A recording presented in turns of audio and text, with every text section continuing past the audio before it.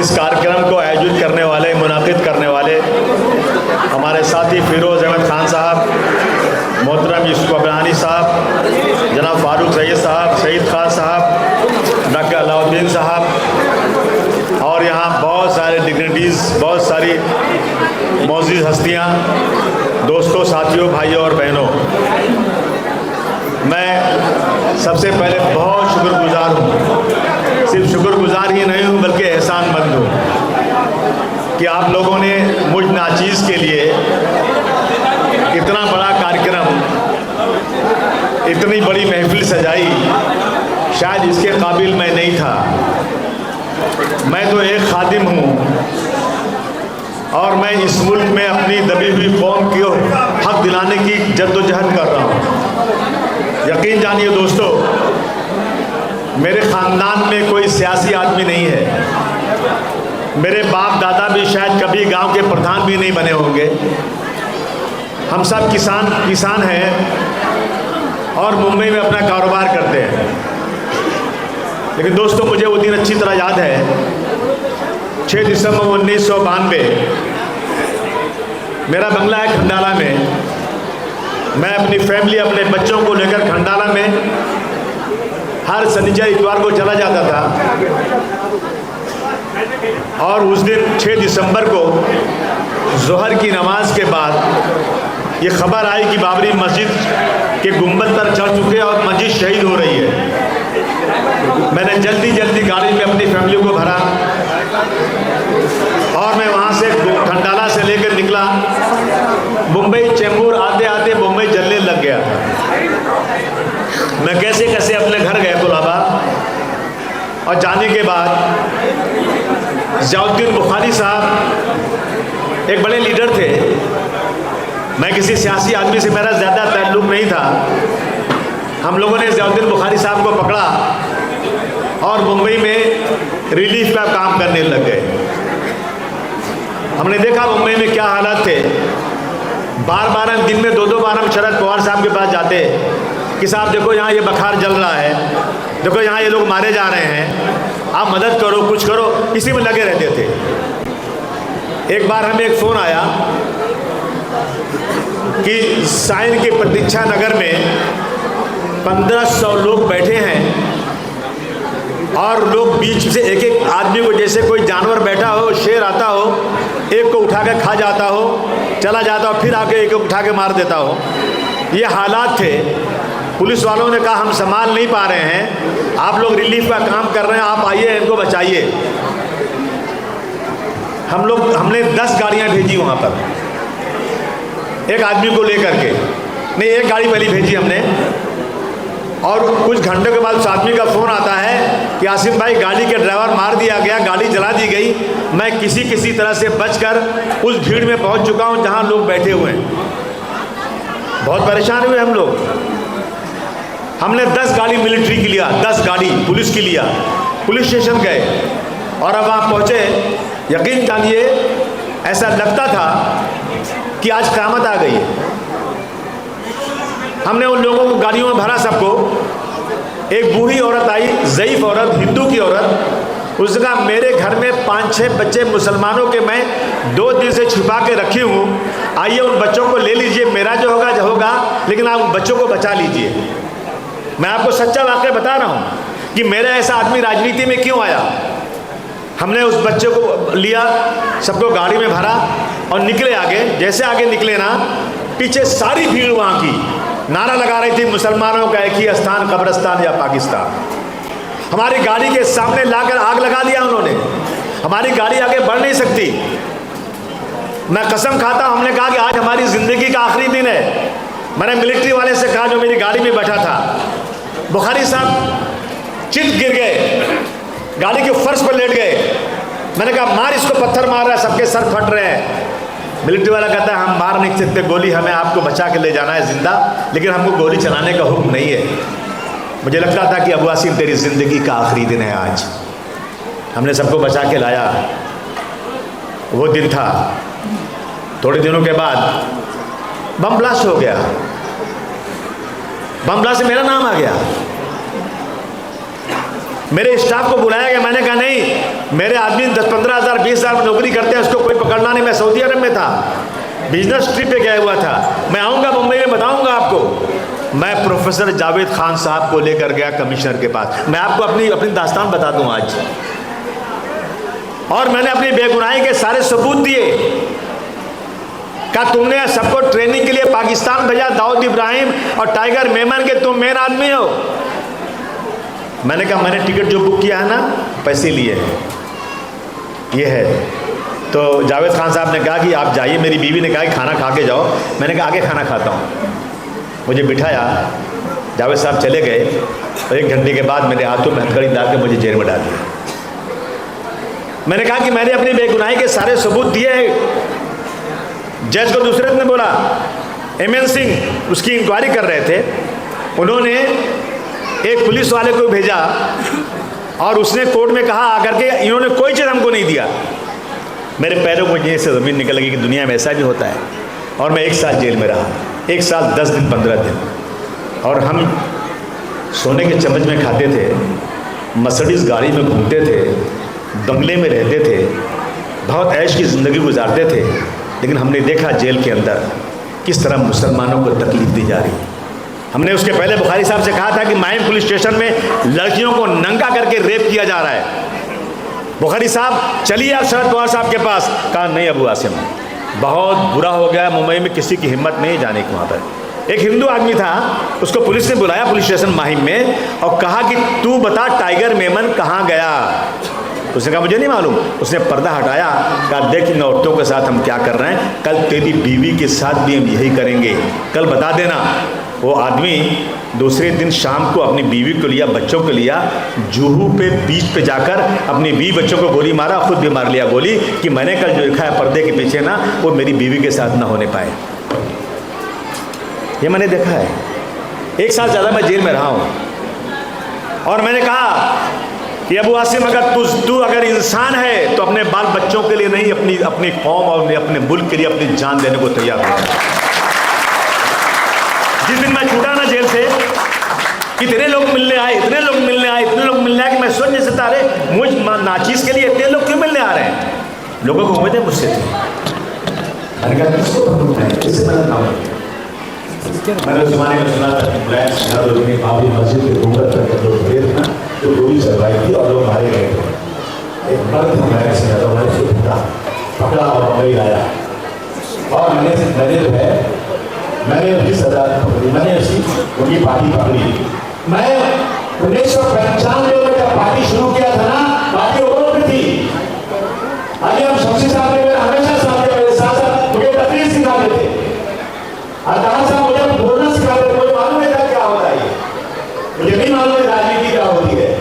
मैंने इनकी इन लोगों से सीखा है और मैं आगे बढ़ता रहा। दोस्तों मैंने लड़ाई लड़ी और 95 के बाद 4 MLA चुनकर आए। हमने मिनिस्टर भी बनाया, हमने MLC भी बनाया, पार्टी को मजबूत नहीं करके मैं इलेक्शन नहीं लड़ा। अगर मुझे MLA बनना होता तो पंजाब में बन जाता। कितने मौके मैं नहीं बना, मैंने किसी मेरे परिवार में MLA नहीं बनाया, लेकिन मैं लोगों को ढूंढ कर MLA बनाता रहा था अपने, ताकि एक मेरी ताकत बन जाए और जो लोग इस मुल्क में दादागिरी करते हैं ना, उनको जवाब देने की मेरे पास ताकत बन जाए। मेरा ये मकसद है। मेरे मंच पर थे अलीम शमशी साहब, बाल ठाकरे शिवसेना ने एक लेटर भिजवाया था, सरकार की रुकेगी, मस्जिदों में कहाँ से लोग आते हैं, कितना पैसा लगता है, लेते हैं, इमाम कहाँ रहता है, इसकी इंक्वायरी करो। मैंने कहा था कि अगर शरीयत की तरफ हाथ उठाया तो याद रखना घर में उसका जबान काट दूंगा। मैंने कहा था, मैंने गुस्से में भाषण किया था। मुझे शमशी साहब को, मेरे साथ 4-5 लोगों को पे मुकदमा हो गया, 2 साल की सजा हो गई हमें। शमशी साहब को भी मेरी वजह से सजा हो गई। ये बेचारे राजनीतिक आदमी ने मेरे मंच पर थे, इनको भी सजा हो गई। लेकिन मैंने 2 साल की सज़ा के बाद भी मैंने लड़ाई लड़ी, अल्हम्दुलिल्लाह मैं कोर्ट से बरी हो गया और मुकदमा ख़त्म हो गया। मैं आपके सामने बात करने के लिए काबिल हूँ, वरना शमशी साहब को मेरी वजह से हो गया। बताइए आप मुझे, इस मुल्क में क्या हो रहा है। 1947 में जब ये मुल्क आज़ाद हुआ और अंग्रेज़ों ने इस मुल्क को बांट दिया, तो मोहम्मद अली जिन्ना साहब की आवाज़ पर यहाँ का मुसलमान अपने सरो सामान की गठरियाँ बनाकर पाकिस्तान की तरफ रवां और दवा था, जा रहा था पाकिस्तान। लेकिन उस वक्त दिल्ली की जामा मस्जिद से मौलाना अब्दुल कलाम आज़ाद साहब ने चिल्ला कर कहा था, इस मुल्क को छोड़कर मत जाओ।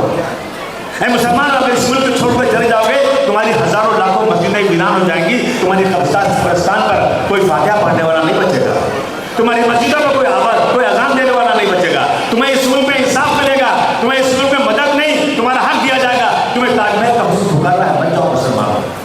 तुम्हें अल्लाह का वास्ता इस मुल्क को छोड़कर मत जाओ मुसलमानों।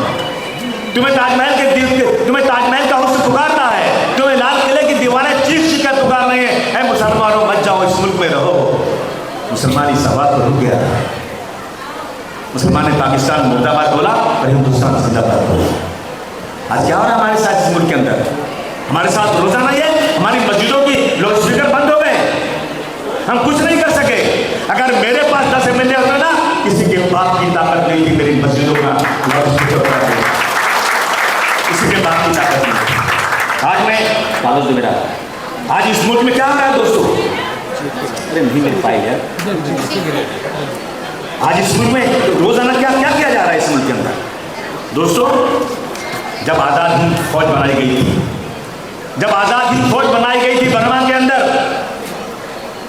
तो उस फौज में नेताजी सुभाष चंद्र जी को सबसे बड़ा चंदा देने वाले का नाम था हबीब मारफानी, जिन्होंने 1.25 करोड़ दिया था।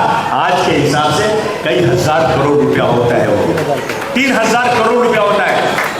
किसने दिया? एक मुसलमान ने दिया। आज़ाद हिंद फौज में 40% मुसलमान थे इस देश को आज़ाद कराने के लिए। जो आज बैठे सत्ता में ना, ये अंग्रेजों के दलाल थे, ये तलवे चाटते थे इनके। लेकिन मुसलमान अपना सब कुछ निछावर करके अपना बर्मा में अपना पूरा का पूरा कारोबार बेच करके उसने 1.25 करोड़ रुपया, जो आज 3000 करोड़ होता है। जनरल शहबाज खान, कर्नल अजीज अहमद, अशरफ चौधरी, कर्नल हबीबुर रहमान, अशरफ मंडल, अमरजीत आमिर हयात, अख्तर अली खान साहब, AK मिर्जा, SS अख्तर अली, ताजुद्दीन है, कितने लोग नाम लोग हैं, कितने लोगों का नाम लोग, ये सब से आज़ाद हिंद की फौज में लड़ने वाले। जिस मुल्क में हमें गद्दार कहा जाता है, आज हमारी इस मुल्क में हालत क्या हो रही है? अब आप सब, एक आदमी बेचारा दाढ़ी रखे हुए पूना में जा रहा था, उसका नाम था मोहसिन शेख, IT का प्रोफेशनल था, पढ़ा लिखा लड़का था, वो आ रहा था, लोगों ने उसको मर्डर कर खत्म कर दिया। क्या गलती उसकी दाढ़ी थी और मुसलमान था। और सुनिए आप लोग जरा कान खोलकर मैं जो कह रहा हूँ, ये वक्त आ गया हमारा इस मुल्क के अंदर और कातिल पकड़े गए और जमानत में गए हो कातिल। जज साहब ने क्या लिखा? मेरे पास कागज मौजूद है, अखबार की कटिंग। जज साहब ने कहा कि ये मोहसिन शेख की गलती थी कि वो मुसलमान था। क्या कहा? उसका कत्ल करने की वजह ये थी कि उसकी गलती थी कि वो मुसलमान था, और मारने वाला कोई आदि मुजरिम नहीं था, उससे पहले कोई मर्डर नहीं किया, ये पहला मर्डर था, इसलिए मैं इसको जमानत देता हूँ। ये इंसाफ है?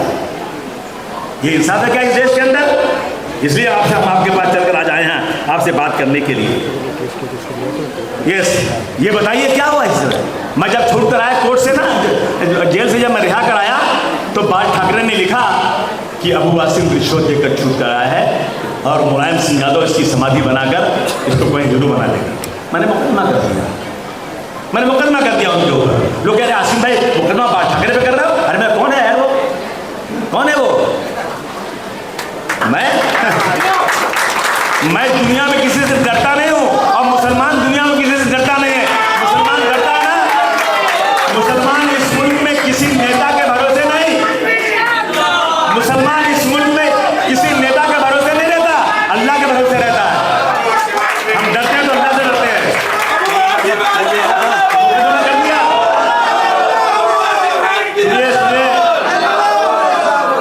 मैंने मुकदमा किया, 12 तारीख पे मैं गया, मैं कंप्लेनर था, वो अक्यूज था। 12 तारीख पे मैं गया, वो एक दिन नहीं आया। मैंने बोला वकील साहब से कि आज तुम नहीं बोलोगे, आज मैं बोलूँगा। वकील साहब बोले ऐसा नहीं होता। बोला होता है, तू हट बाजू, मैं आज मजिस्ट्रेट से पूछूंगा। मैंने कहा सर विद ड्यू रिस्पेक्ट, मैं अबू वासिम आज़मी हूँ, मैंने उस पर मुकदमा किया है, लेकिन जिस पर मुकदमा किया वो आज तक कोर्ट में नहीं आया। मैं 12 बार आ चुका हूँ। मैं आपसे जानना चाहता हूँ कि आप उसको बुला सकते हैं या नहीं बुला सकते हैं। अगर आप नहीं बुलाएंगे अगली तारीख पे तो मैं अपने मुकदमे को वापस लूंगा और सड़क पर निपट के बताऊंगा कि जुल्म और नाइंसाफी की तरफ क्या करते।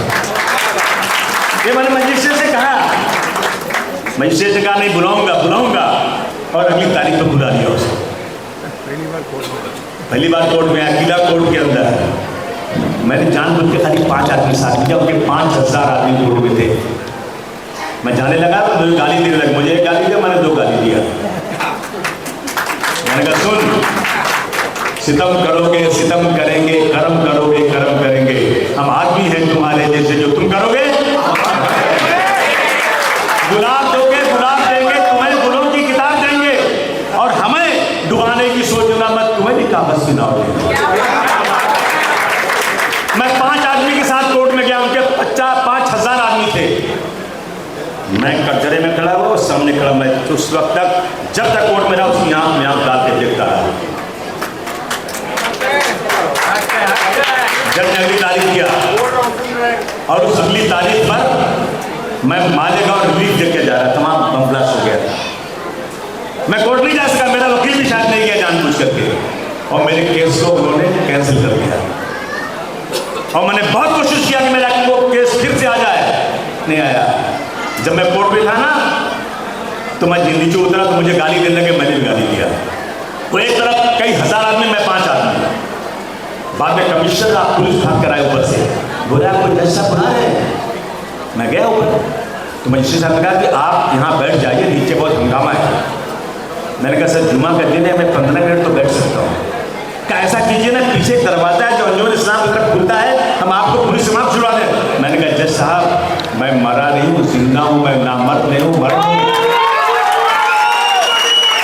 ये मैंने कोर्ट में कहा था, मेरे साथी गवाह हैं इसके। मैंने कहा जज साहब मैं मर जाऊंगा तो मुझे पीछे से भेजना, मैं जीते जी पीछे से नहीं जाऊंगा, मैं आगे से जाऊंगा और मैं रुकूंगा भी नहीं, क्योंकि आप मुझे बुज़दिल बनाना चाहते हैं और मुझे डर के मारे रोकना चाहते हैं। ये पुलिस का काम है मुझे बचाया, क्या अगर मैं नीचे उतर गया। एक तरफ सड़क के वो लोग हजारों चिल्ला रहे, एक तरफ मेरी गाड़ी, पुलिस चारों तरफ से हाँ हाँ बजा रहे, फास्ट जाओ। मैंने कहा नहीं, मैं बहुत स्लो जाऊंगा ताकि किसी को लगे नहीं कि मैं भाग रहा हूँ। दोस्तों हम कोशिश कर रहे हैं, जब से चला हूं मेरी मंजिल पर, जब से चला हूं मेरी मंजिल पर नजर है, आंखों ने कभी मील के पत्थर नहीं देखे। संघर्ष कर रहा हूं, आए लोग चले गए, आए लोग चले गए। अगर सब मेरे साथ रहे होते ना तो आज माजरा कुछ और होता, कुछ और मैंने हाउस के अंदर कोई गलत बात नहीं बोली थी, मैंने वही बोली थी जो हिस्ट्री के पन्नों में लिखा हुआ है। बड़े बड़े राइटर्स ने जो हिस्ट्री में लिखा है, औरंगजेब रहमतुल्लाह अलैह के बारे में मुझसे कहते हैं तुम औरंगजेब रहमतुल्लाह अलैह बोलोगे, मैं बोला जब तक जबान है जब तक वही बोलूंगा, दूसरा नहीं बोलूंगा। मैंने जब उनको बताया, उनके बारे में बात किया तो मुझे सस्पेंड कर दिया गया, मुझे हाउस से सस्पेंड किया गया, मेरे ऊपर मुकदमा किया गया, मुझे जमानत लेनी पड़ी। मेरी गलती क्या? मेरी गलती सिर्फ यह है कि मैंने मुगलों के ताज में औरंगजेब रहमतुल्लाह अलैह के बारे में जो हिस्ट्री में लिखा हो वही दोहराया था और मैंने कुछ नहीं कहा था। पूरे सिस्टम में सस्पेंड रहा। मैंने कहा मैं आऊँगा, मुझे मेरे साथियों ने कहा कि आओगे ना तो तुम्हारा कपड़ा फाड़ देंगे, तुम्हारे में थूकेंगे, तुमको गाली देंगे और मार भी सकते हैं, इसलिए आना मत। मैं अकेला था, 288 में 287 मेरे साथ नहीं थे। मैं एक स्पीकर के घर पे गया, मैं कहा सर आपने एक पूरा सेशन क्यों सस्पेंड किया? बोले अबू आसिम, अगर तुम्हारा कोई एक आदमी खड़ा होकर के ये बोल देता 4 दिन के बाद कि सस्पेंशन वापस लो तो तुम्हारा सस्पेंशन वापस हो जाता है। हमेशा यही हुआ है, लेकिन मेरे लिए एक आदमी भी हाउस में बोलने को तैयार, एक आदमी भी अबू आसिम के लिए हाउस में बोलने को तैयार नहीं। तो मैं उनको बुज़दिल कहूँ या नामर्द कहूँ? गद्दार कहो। और मुझे मेरा याद में डरा रहा है, मुझे मेरा याद में डरा रहा है कि मत जाओ मत जाओ। काला वैसा गद्दार है, काला मोदी। मुझे खुशी हुई यूसुफ रानी साहब ने मुझे बुलाया, मेरे साथ नहीं थी, सॉरी माफ करना। उन्होंने मुझे बुलाया, कासिम भाई मैं आपका साथ देना चाहता हूँ। और जब इनका साथ था तो मैं साउथ बॉम्बे में बहुत मशहूर था, मुझे कहने दीजिए। इस बाइकल्ला से साउथ बॉम्बे से मैंने कितने ज्यादा नगर सेवक चुन के लाए थे, एमएलए चुन के लाया था। ये लोग चले गए ना, मैं कमजोर हो गया, ये फिर आ गए, ताकत मुझे आ गई। मैं बहुत शुक्रगुजार हूँ आपका। मैं सबके सामने कह रहा हूँ, आपके एहसास मंद हूँ, आप आए, आप आए, आइए जुड़िए। मैं कोई सौदागर नहीं हूँ वोटों का, अल्लाह का करम है। मैं बिजनेसमैन हूँ और मैंने इतनी उम्र में इतना कमा लिया है कि मेरे 20 बच्चों को मैं अगर एक दिन भी काम नहीं करूँ ना तो भी इनको दाल रोटी अच्छी तरह से खिला सकता हूँ। बस मेरी बीवी बेचारी साथ तो देती है, लेकिन जब मैं लेट आता हूँ ना तो थोड़ा भूलती है मुझे, इतना लेट आते हैं। तो मैं एक शेर सुनाता हूँ इसको हमेशा कि थके हारे परिंदे, मैं इसको हमेशा शेर सुनाता हूँ, थके हारे परिंदे जब बसेरों को लौट आए, सलीके मंद शाखों का न चट्टाना। आप यकीन जानिए, मैं कसम खा के बोलता हूँ, मेरे बच्चे के जवान मुझे नहीं आते, मुझे नहीं आते मेरे बच्चे के जवान। मेरी बीवी ने पाला हुआ, तो मैं पैसे देता हूँ, सब देता हूँ, लेकिन मैं बच्चों का हालात नहीं देख सका, मुझे अफसोस है इस बात का।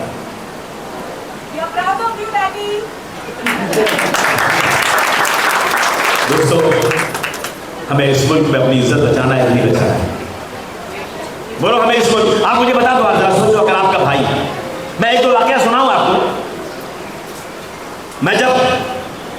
मैंने देखा जब वो अपना परवनी का ख्वाजा यूनुस, डॉक्टर मतीन, ये सब पकड़े गए, ये सब पकड़े गए जब ना, तो चूंकि मैं जेल में था तो मैं जानता था कि मैंने कुछ नहीं किया, मुझे इन्होंने जेल में डाल दिया।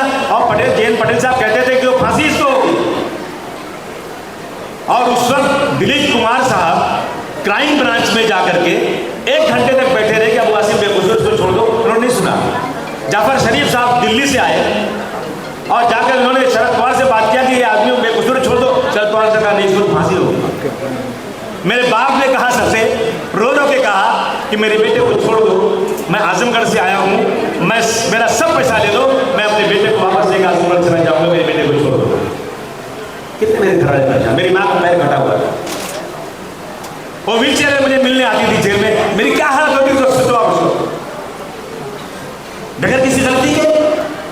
मैंने सोचा कि अब जो लोग भी केस में पकड़े जाते हैं मैं उनकी मदद करूंगा, पता लगाऊं, अगर बेकसूर है तो पूरी मदद करूंगा। ख्वाजा यूनुस, ख्वाजा यूनुस की एक ही किडनी थी, आईटी का प्रोफेशनल था, दुबई से नौकरी पे आया था, कोई गलती नहीं, उसको पुलिस वालों ने पकड़ा, मारा, इतना मारा कि मर गया वो। डॉक्टर मतीन और दोनों को ले गए थे वहाँ पे पुलिस स्टेशन में, एक को बाहर रखा, एक को अंदर मारना शुरू किया, वो चिल्लाता रहा, एक बार उसकी आवाज़ बंद हो गई। तो डॉक्टर मतीन को फिर पुलिस वाले अगले ले गए और कहते कुछ करो, मर गया। और क्या किया उन्होंने मालूम है आपको?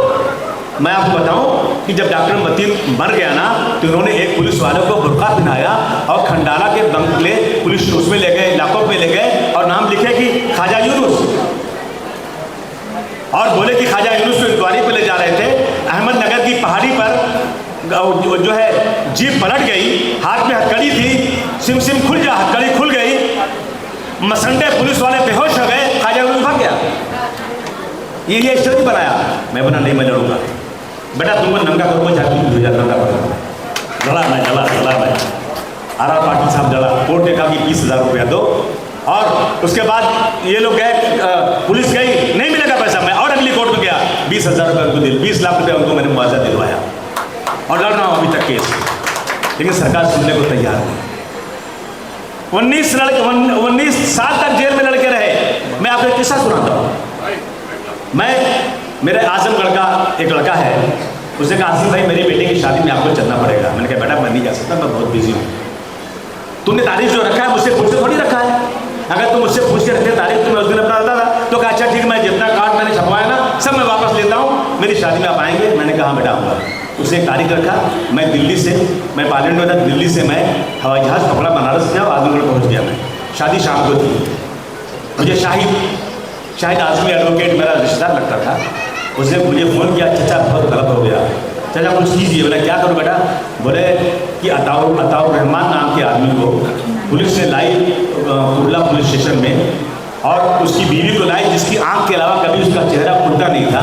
पुलिस वालों ने अताउर रहमान को नंगा कर दिया, पूरा कपड़ा उतार दिया और उसकी भाभी का बुर्का निकाल के पैरों से रगड़ कर फेंक दिया और उसके लड़के को फैसल को सामने खड़ा किया और मारना शुरू किया। बोले बोल तूने क्या किया? उसने कहा मेरे बाप को कपड़ा पहना दो, मुझे जितना मारना मार दो, तुमको क्या चाहिए मैंने सब ब्लास्ट में कबूल करता हूँ। उन्होंने लिख लिया जल्दी जल्दी, इसने ब्लास्ट किया, इसने ये किया, हाँ क्या जो साइन कर दिया उसने। मुजरिम हो गया, मार मार के पैर तोड़ दिया और ऊपर सीढ़ी पे चढ़ा, एक मारे बोले नीचे कूद। एक आदमी का पैर फ्रैक्चर हुआ, कूदे, क्या हालत उसकी होगी? उनके पीछे डंडा डाला गया और सबसे स्टेटमेंट लिया गया। तो मैंने कहा उस लड़के से जिसने मुझे शादी में बुलाया था ना कि बेटा देख, आज शाम को मनमोहन सिंह ने दावत रखी है MPs की और मैं इस दावत में जाने वाला नहीं था, मैं तेरी शादी में आया था, तू मुझे इजाज़त दे तो मैं वापस दिल्ली चला जाता हूँ और आज मनमोहन सिंह से मेरी मुलाकात होगी, मैं उससे बात कर सकता हूँ। बोला समझ जाएंगे। मैं बनारस आया, फ्लाइट पकड़ा, दिल्ली गया मैं और जैसे दिल्ली पहुंचा तो मुझे मौलाना अबूदुल्ला आजमी साहब, ये अपने जमात उलमा के मौलाना महमूद मदनी साहब और एक लड़का ताहिर MP था BSP से, ये सारे MPs को मैंने जमा किया और सामने शरद पवार साहब खाना खा रहे थे। मैं बहुत सा बस गया, मैंने कहा सर बम्बई में ना जो रेलवे का ब्लास्ट हुआ है ना, पुलिस ने ज़बरदस्त लोगों को पकड़ के मार दिया। अरे क्या तुम बात करते हो, हमेशा तुम ऐसे मामले में घुस जाते हो अबू आसिम, ये तुम्हारा जो है ठीक नहीं है, तुम्हारा क्या तुम बहुत गलत करते हो। अच्छा, मैंने कहा इस तरह इस बात करेंगे ऐसे? उन्होंने मुझे बड़ी ओटी से बात किया। मुझे मौलाना ने कहा कि आसिम भाई इतने बड़े लीडर से हमको ये उम्मीद नहीं थी इसी बात करेगा। मैंने कोई बात नहीं, छोड़ दो उसको आप। मैंने उसी वक्त फ़ोन किया और मैंने मुमरा में अपना पठान, क्या नाम उसका, रऊफ लाला को मैंने फ़ोन किया, रऊफ लाला जा मेरे ऑफिस से 2 टिकट बनाता हूँ मैं। एक टिकट मैंने बनाया रऊफ लाला का, दूसरा टिकट बनाया मैंने अताउर रहमान का। कहा हवाई जहाज से दिल्ली आ जाओ। उनको मैंने दिल्ली बुलाया, मैंने अपने फ्लैट में उनको सुलाया, सुबह दोनों का पास बना के पार्लियामेंट ले गया। पार्लियामेंट में सेंट्रल हॉल होता है जहाँ लोग चाय पीते बैठ के, जब फ्री टाइम रहता है वहाँ मैं उस सेंट्रल हॉल में गया। जितने MPs थे मैंने कहा प्लीज़ आप बाहर आ जाओ, क्या मैंने बहुत अच्छी बात, आ जाओ। 40 MP आए। मैंने उसके सामने अताउर रहमान का किस्सा बताओ, तुम अपनी ज़बानी बताओ इनको। अताउर रहमान पूरी बात बताया। उसके बाद हम लोग मनमोहन सिंह के ऑफिस में घुस गए। मनमोहन सिंह ने अपने सेक्रेटरी को बुलाया, बोले सब बात लिखो और महाराष्ट्र सरकार को, चीफ मिनिस्टर को लिखो। उन्होंने सब नोट किया और यहाँ पे विलासराव देशमुख को पूरा मैसेज भेज दिया। 10 दिन के बाद विलासराव को फोन आता है, अबू आसिम साहब वहाँ से मैसेज आया, किससे मिलेंगे आप? मैंने कहा मैं आपके कमिश्नर से मिलूंगा, आपके जो है ATS के चीफ से मिलूंगा और RR पाटिल से मिलूंगा और आपसे मिलूंगा और मैं लेकर आऊँगा अताउर रहमान को। मैंने फिर दिल्ली से मौलाना को बुलाया, MP लोग को बुलाया और गए हम असेंबली में, हमारी बातचीत हुई, सारी दास्तान सुनाई गई, सारी चीज़ ज़बानी सुनाई गई। खुदा की कसम कुछ नहीं हुआ, कुछ नहीं हुआ और उन लड़कों को सज़ा दे दी गई। कितनी सज़ा? उसमें एक भी छोड़ा गया, 12 में 5 को उम्र है फांसी की सज़ा और बाकी उम्र है। किसी की कोई गलती नहीं थी और अल्लाह ने 19 साल के बाद उनको रिहा किया। जो लड़के जानते नहीं कहाँ ब्लास्ट हुआ है, जिनके लेने देने में कुछ नहीं है। हाई कोर्ट के जज ने कहा कि ये जो है ना, इन लोगों ने ज़बरदस्ती बनाया और सबको छोड़ दिया। मेरी सरकार ने रातों रात जाकर सुप्रीम कोर्ट में डाल दिया कि कैसे छूट गए। हाँ, और कांग्रेस की जो सदर यहाँ की है ना, वर्षा गायकवाड़, ये कहती है एक तो सुप्रीम कोर्ट में डाला, छूटे कैसे? हमारे वोटों से चुन कर आए हुए लोग, हमारे बच्चे जब बेगुनाह छूटते हैं तो इनको बर्दाश्त नहीं है। मैं उस दिन से कोशिश कर रहा हूँ, CM से बात कर रहा हूँ कि एक बार उन लड़कों से जो छूटे हैं ना, आप सामने मिलकर उनकी दास्तान सुन लो। नहीं तैयार है, अभी तक तैयार है। उसका अब दूसरा केस सुन लो। मालेगांव में ब्लास्ट हुआ। आप बता दो कि शबे बारात के दिन ब्लास्ट, और शबे बारात के दिन कहते हैं कि अल्लाह ताला पहले आसमान पर आता है, कहता है आओ मैंने अपना पूरा रहमत का दरवाज़ा खोल दिया, मांगो मुझसे क्या मांगते हो। हर आदमी 2 रकात नमाज पढ़ता है, 4 रकात नमाज पढ़ता है और जाके अल्लाह के आगे अपनी माफ़ी मांगता है। शराबी और कबाबी जो कभी नमाज नहीं पढ़ता ना, वो भी जाता है उस दिन नमाज पढ़ने, अगरबत्तियाँ जलाता है जाकर के। उसी वहीं 32 लोग शहीद हो गए, बच्चों के टुकड़े उड़ गए, पकड़े गए मुसलमान। आप मान सकते हैं ये बात कि शबे बारात के दिन मुसलमान ने ब्लास्ट किया? जेल में पड़े रहे बच्चे, जेल में पड़े। तो असीमानंद ने एक बच्चे की हमदर्दी देख करके आकर उसने कोर्ट में कह दिया कि ये बच्चे जो पकड़े गए हैं ये बेकसूर हैं। एक RSS वाले ने एक मुसलमान मुसलमान बच्चे की खिदमत को देखते हुए उसने कह दिया तो बेचारे छूट कर आए हो। और उसके बाद और दूसरा ब्लास्ट हुआ, इसने किया साध्वी प्रज्ञा सिंह ने जब किया ना तो उसका केस जो था ATS में था, ATS से इन लोगों ने इस केस को भेज दिया उसमें अपना NIA में भेज दिया। और उस वक्त की जो वकील थी NIA की रवि ये है रोहिणी सालियान, जो लोग केस लड़ते हैं जानते हैं कि कोर्ट में सारे सबूत देने वाला कौन होता है, सरकारी वकील। ये सरकारी वकील थी रोहिणी सालियान, ये कह रहे मुझे ऊपर से दबाव है कि इस केस के अंदर नरमी बरतना। आप बताओ भाई, जो ब्लास्ट में पकड़े गए उनके साथ नरमी बरतोगे तो सजा होगी क्या? बोलिए शबीर भाई, सजा होगी? जो सरकारी वकील गवाहों को लाके पेश करता है, सारे सबूत जज को दिखाता है, उसी को कह दिया जाए इनके साथ नरमी बरतो तो सजा होगी? नहीं हो सकती। 40 गवाह होस्टाइल हो गए। कितने? 40 गवाह। 6 गवाहों ने मजिस्ट्रेट के सामने स्टेटमेंट दिया था, वो गवाह भी जो होस्टाइल हो गए और ये लोग छूट गए। तो फडणवीस साहब कहते हैं, RSS के लोग कहते हैं ये हिंदू आतंकवादी हो ही नहीं सकता, और इनकी अपील आज तक नहीं डाली गई। ये इस देश में हो रहा है, रोजाना हमारे साथ जुल्म जाती। मैंने कसम खाई है कि मैं लड़ाई लड़ूंगा, चाहे कुछ भी हो जाए, लड़ूंगा। भाई मैं गवाह हूँ, 17 लोगों को आपने जोगेश्वरी बांधा उतार के लोगों को, मैं जब जेल में था ना तो जब 92 दंगा हुआ था तो बाल ठाकरे कहते थे कि ये जो है राधाबाई चाल में मुसलमानों ने हिंदुओं को जलाया, एक्शन का रिएक्शन हो रहा है, ये कहा था ना, उसी वजह से फसाद बढ़ा था। और वो लड़के मेरे साथ बैरिक में रोज मिलते थे, मुझे मेरे साथ खाना खाते थे, उनको सजा हो गई, उम्र कैद, सबको उम्र कैद हो गई। कोई सुनने को तैयार नहीं था बम्बई में। तुम्हारा ये खादिम अबू वासिम ने इनके केस को अपने खाते पर मैं उस केस को सुप्रीम कोर्ट में ले गया, और मुझे गर्व है इस बात का कि जस्टिस कृष्णा की रिपोर्ट में राधाबाई चाल में मुसलमानों ने नहीं जलाया था, बल्कि बिल्डर का कोई दफरा था। अगर इनको सजा हो जाती तो जस्टिस कृष्णा की फाइंडिंग भी गलत हो जाती। और मैंने उन सबको अल्हम्दुलिल्लाह आपके दुआओं से सबको बेकसूर साबित करके सब कुछ छुड़ा कर लाया। कोशिश कर रहा हूँ। इसलिए आपसे गुजारिश करना चाहता हूँ, आप साथ देंगे कि नहीं देंगे? ज़बानी मत बोलिए।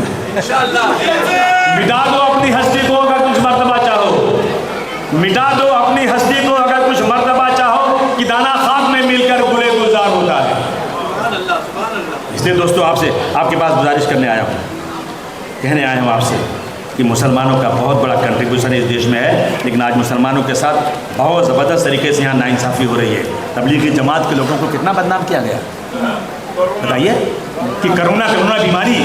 अरे मैं आपको बताऊँ ये किस्सा, बताऊँ मैं आपको कि कोरोना में सारे मीडिया ने कहा कि देश में कोरोना फैलाने वाली तबलीगी जमात के लोग हैं। कहा देखो ये कैसा खा रहा है खाना, देखो कैसा पेशाब फेंक रहा है बाहर, देखो कैसा कर रहा है ये। लेकिन जब ये पकड़े गए ना तो जज साहब ने कहा कि इनको जो है ना ज़बरदस्ती बलि का बकरा बनाया गया, सबको 1 मिनट में छोड़ दिया। लेकिन मुंबई के अंदर 2 जगह पर, एक बांद्रा में और DL नगर में, इन लोगों पर 360 लगा दिया। मैं जमात तबलीगी जमात के लोगों को लेकर गया अपने मिनिस्टर के पास। वो मिनिस्टर थे उस वक्त जो जेल गए थे, क्या नाम उनका है, अनिल देशमुख।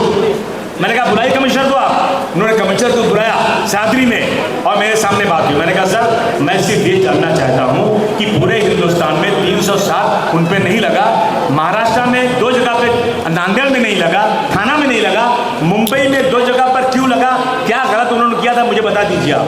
तो कहा नहीं हम उठा लेते हैं। मैंने कहा नहीं उठाना नहीं, बताना। कहा नहीं आप जिद क्यों हम हटा देंगे। मैंने कहा लगाए क्यों, तुम्हारे लगाने की वजह से इंडोनेशिया के 15 लोग जेल में 15 दिन तक पड़े रहे, और नहीं लगता तो 1 मिनट छूट जाते हैं। वजह क्या इसकी है नहीं पता नहीं रुकिए बात कर सुनने। मैंने कहा नहीं सुनूंगा, बताओ। तो मैंने कहा वो किसी होम मिनिस्टर से, सुनो तुम भी MLA मैं भी MLA, तुम बन गए होम मिनिस्टर मैं MLA हूँ, इसका मतलब नहीं कि मेरी वैल्यू तुमसे कुछ कम हो गई है। तुम मुझे बताओ। कहा नहीं हम डेलीगेशन से बात करते हैं, मैंने कोई सवाल ही तुमसे बात ही नहीं करूँगा मैं, और मैं उठ के चला आया वहाँ से वापस। लड़ाई लड़ी हम, ये हो रहा है इस देश के अंदर दोस्तों। अभी देखिए आई लव मोहम्मद, क्या गलत है ये? मैं कह रहा हूँ कि जब भी कोई भी किसी का त्यौहार आता है वो बड़े बड़े बोर्ड लगाते हैं, नहीं लगाते? आपका हार्दिक स्वागत करते हैं, हम सारे भक्तों का स्वागत करते हैं, लिखते हैं नहीं लिखते हैं? हमारे लोगों ने लिख दिया। और क्यों लिख दिया? 1500 साल हुआ हुजूर सल्लल्लाहु अलैहि वसल्लम की पैदाइश के। आपकी बात लोगों ने ज़्यादा जोर से मनाया, कानपुर में बच्चों ने लिख दिया आई लव मोहम्मद, तो वहाँ की सरकार ने, वहाँ की पुलिस वालों ने 25 लोगों पर FIR कर दिया। क्या गलती थी उनकी? इसके लिए देश में चारों तरफ चिल्लाहट शुरू हो गई। अब वो बरेली में हुआ ये। मैं कह रहा हूँ कि बरेली में अगर मौलाना तौकीर रज़ा साहब ने अगर परमिशन नहीं लिया तो आप वो केस लगा दो परमिशन का, नहीं लिया, नहीं लिया तो वो लगा दो आप। लेकिन ऐसा पूरी तरह मारा है और अब गोली मारने कह रहे हैं कि इनको दोज़ख में भेज देंगे। सही है कि नहीं? आज डिमोलिशन हो रहा था वहाँ पे, नहीं बरेली में हो रहा है, और वहाँ पे एक शादी का हॉल बहुत बड़ा गिरा है मस्जिद के पास। कहाँ पे? संभल में। हर मस्जिद के नीचे मंदिर है। अब एक फिल्म आ रही है ताजमहल पे, शंकर भगवान ने निकलने वाले हैं। यानी मुसलमानों का 1000 साल तक हुकूमत की, उन्होंने कुछ नहीं किया। ये छोटी हांडी में उबाल आ गया, 70 साल में उबाल आ गया है। मैं आपसे एक ही गुजारिश करने आया हूँ दोस्तों, यही कहना चाहता हूँ आपसे मैं कि आप सब लोग इकट्ठा होइए सब लोग आप। और सुन्नी देवबंदी बरेलवी छोड़िए इसको, अपने अपने मसलक पर चलिए। मैं हाथ जोड़कर गुजारिश करता हूँ, जो सुन्नी है वो सुन्नियत को चलाए, खूब जोर में चलाए, लेकिन दूसरे मसलक को गाली मत दे, उससे इंतशार होता है, जिसको जो करना हो। लेकिन इनकी एक चाल है कि इनको बांट दो इनको, ताकि इनकी जो है शख्सियत भी कम हो जाए। मैं बहुत मिसाल देता हूँ। एक दिन मैं वोट मांग रहा था अपने एरिया में, तो एक ठेले पर अंगूर बिक रहा था, सच्चा वाकया है। मैंने अंगूर वाले से पूछा अंगूर क्या भाव दिया? तो उसने कहा जो गुच्छे में है वो 80 रुपया, जो गुच्छे से अलग वो 50 रुपया।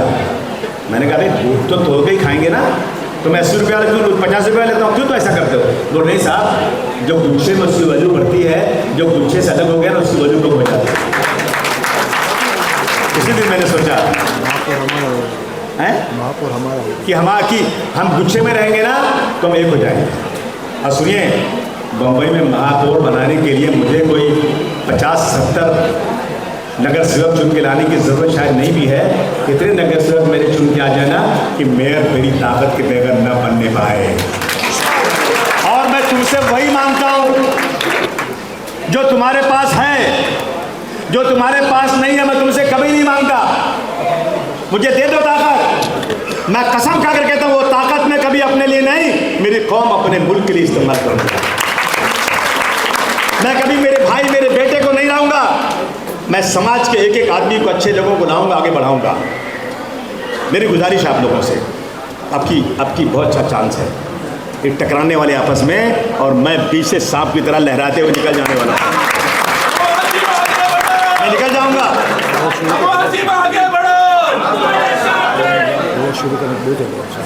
बस हाँ, अब क्या करूँ? मजा निकला तो भाई मैं क्या कर सकता हूँ भाई? मैं किसी को थोड़ा कर सकता हूँ। वो मेरे दोस्त हैं लेकिन मेरे दुश्मन से, वो मेरे दोस्त हैं लेकिन मेरे दुश्मन से बदतर हैं।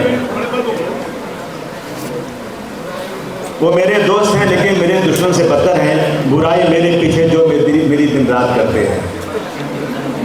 जिन्हें तू दोस्त कहता है उन्हीं से तुझको बचना है। जिन्हें तू दोस्त कहता है उन्हीं से तुझको बदलना है। ये बदला लेंगे तो दुश्मन से कम नहीं लेंगे। ये हालत है दोस्तों। बस आखिर में आपसे कहना चाहता हूँ दोस्तों, सुनो ना, फिर सुमैया जो है ना, लोगों तमाम लोग जो है दलाल है,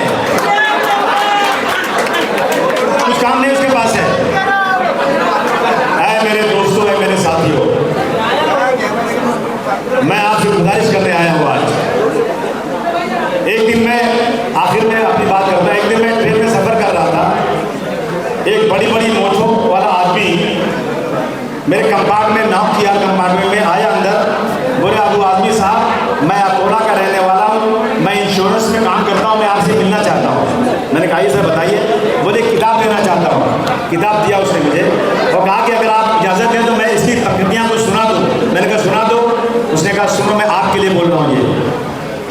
मुसाफिर तू चलता चल, है मुसाफिर तू चलता चल, रुकना मत तू, थकना मत तू, चलता चल चलता चल। एक समय आएगा जब तू आगे बढ़ेगा तो तेरे अपने साथी रास्ते में कांटे बिछा देंगे, तेरे पैर लहूलुहान हो जाएंगे, तेरे अपने साथी कांटे बिछा देंगे, तेरे दामन में कांटे जाएंगे, तू आगे बढ़ने नहीं पाएगा। मगर मुसाफिर रुकना मत, चलते जाना चलते जाना चलते जाना। एक समय ऐसा भी आएगा कि घनघोर घटा छाई होगी, जबरदस्त बारिश होगी, तुम अपने बाल तक को नहीं देख पाओगे, चारों तरफ अंधेरा होगा, जमीन इतनी गीली हो जाएगी कि तुम्हारा आधा पाँव उसमें धंस जाएगा। मुसाफिर अपनी हड्डियों को निकाल कर रोशनी करना, लेकिन रुकना मत। मुसाफिर चलते चलना, मुसाफिर चलते एक दिन तुम्हारी मंजिल जरूर होगी। अब वह सिर्फ तुम्हारे लिए मैं कह रहा हूँ, चलना। मुझे किसी मनसब की जरूरत नहीं, मैं 30 साल से काम कर रहा हूँ। खुदा की कसम, मेरी पार्टी मुझे दिल्ली भेजना चाहती है पार्लियामेंट के अंदर। मैं आज एमएलए हूँ, इलाके में रोज पानी नहीं आ रहा है, गटर भरा हुआ है, पुलिस वाले परेशान कर रहे हैं, बीवी शौहर का झगड़ा चल रहा है, अस्पताल में दवा नहीं है, सब झेल रहा हूँ। और मैं दिल्ली चल जाऊँ राज्यसभा में ना, तो मैं कमिश्नर बन के बैठूंगा, मुझे किसी चीज़ की ज़रूरत नहीं, फर्स्ट क्लास टिकट मिलेगा, 5 स्टार होटल मिलेगा और मेरा रुतबा भी बढ़ जाएगा। लेकिन मैंने वो रुतबा छोड़ दिया है। मैंने इस रुतबे को किया कि मैं लोगों की महाराष्ट्र में खिदमत करना चाहता हूँ, इसलिए मैं यहाँ काम कर रहा हूँ। मैं 2 जगह से चुन के आया था, एक जगह से नहीं, 2 जगह से, क्योंकि मुझे कांग्रेसियों ने बहुत चैलेंज किया था कि बहुत भाषण करते हुए पर लड़के दिखाओ। मैंने कहा बच्चों इंशाअल्लाह लोगों को बताता हूँ, और लड़ा तो 2 जगह से चुन कर आया मैं, हम तो आप लोग साथ देंगे कि नहीं देंगे? पक्का? बहुत बहुत शुक्रिया आप लोगों का। और मैं फिरोज भाई का, इनके तमाम साथियों का बहुत बहुत शुक्रिया करना चाहता हूँ कि आपने